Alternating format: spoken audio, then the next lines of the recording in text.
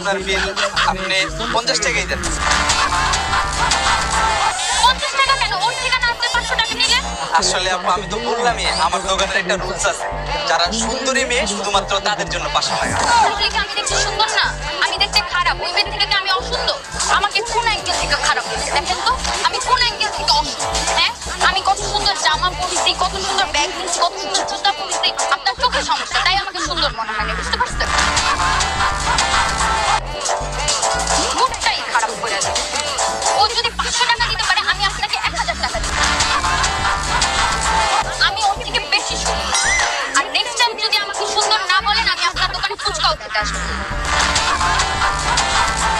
ঠিক আছে আপু, আবার আসবেন।